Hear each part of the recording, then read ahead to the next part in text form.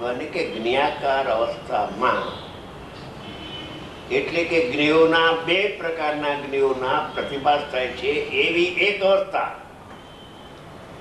સમીસાની બીજી ગાથામાં લીધું છે કે જ્ઞાનની જે પર્યાય છે એ અનેકાકાર હોવા છતાં એક છે. અનેકાકાર કેમ લખ્યું? અનેકના પ્રતિભાસ. અનેકના પ્રતિભાસ થાય છે, અનેકને જાણે છે એમ લખ્યું નથી. પણ સંસ્કૃતમાં પ્રતિભાસ શબ્દ છે અને એનો અર્થ કર્યો છે સ્વપ્નનો પ્રકાશ, સ્વપ્નને પ્રકાશે છે એવો અર્થ કર્યો છે.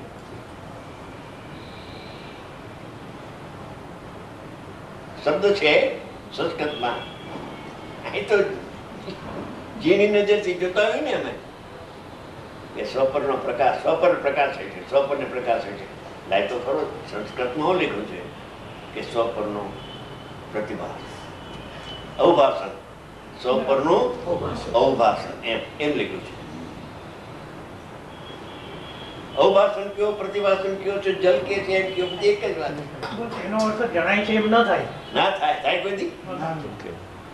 એ જણાય છે તો પછી આચાર્ય ભગવાનનું કથન ખોટું થઈ ગયું કે જ્ઞાકાર અવસ્થામાં જ્ઞાયક પણ જણાયો કે હું જ્ઞાયક છું એમ એના જ્ઞાનમાં જાણવામાં આવ્યું. હું રાગી છું ને હું દેય છું એનાથી વિમુખ થતો થકો